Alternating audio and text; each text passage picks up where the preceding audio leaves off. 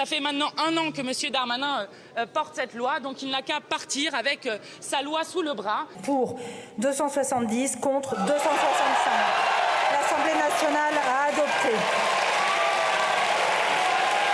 En conséquence, le projet de loi est rejeté. La France insoumise est extrêmement heureux que cette motion de rejet ait été votée par l'Assemblée nationale et donc ait rejeté le texte dès le début de l'examen à l'Assemblée nationale. Nous sommes ravis que cette motion ait abouti. Il y a un premier retour d'un proche du président de la République ce soir, on verra s'il est suivi par les autres proches, mais qui est extrêmement dur pour Gérald Darmanin. C'est-à-dire que ce proche explique que c'est la faute de Gérald Darmanin, que c'est un camouflet pour un ministre qui a trop personnifié ce texte et qui se prend un retour de bâton cet après-midi. Et les propos de ce proche sont très durs, c'est-à-dire il nous a dit on verra ce qu'on verra, mettez-moi à Matignon et je ferai mes preuves. Et ce proche du président ajoute en fait, il nous a menti comme Elisabeth Borne, il est incapable de trouver une majorité. On sait maintenant que Gérald Darmanin a présenté sa démission, comme il est d'usage dans ce genre de contexte, après un tel camouflet, d'autant plus personnel pour Gérald Darmanin qui portait ce projet de loi.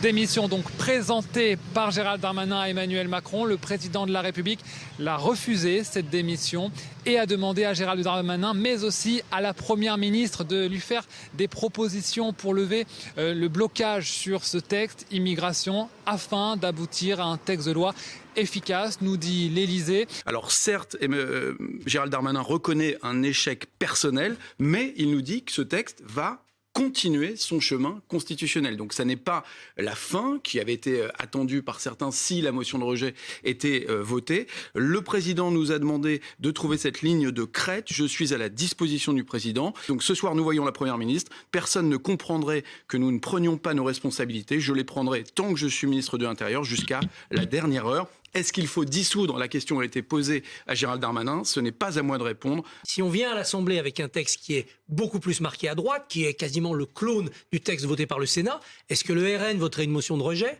Les LR ne le feraient pas. Mais évidemment, Renaissance devrait reconnaître qu'ils ont fait passer le texte des LR et pas le texte de Renaissance. Nous voulons un texte qui réponde aux vrais défis. Nous voulons débattre et adopter dans son intégralité, sans ajout, sans modification, le texte du Sénat.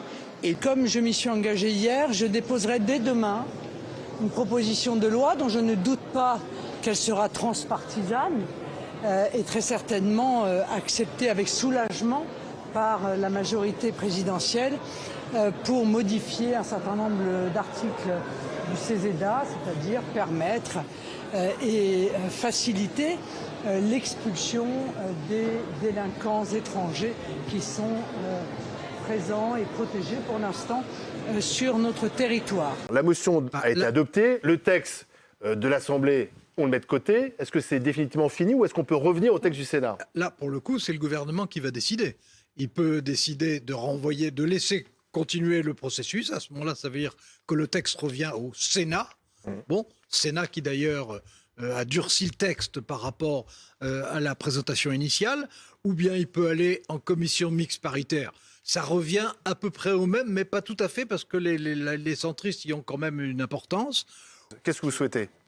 Je ne pense pas que ce texte puisse être abandonné parce que, encore une fois, on a besoin de protéger les Français face aux étrangers délinquants. On a besoin de durcir les règles migratoires en France. C'est ce qu'attendent une large majorité de Français. Et nous, c'est pour ça qu'on se bat. À 9h.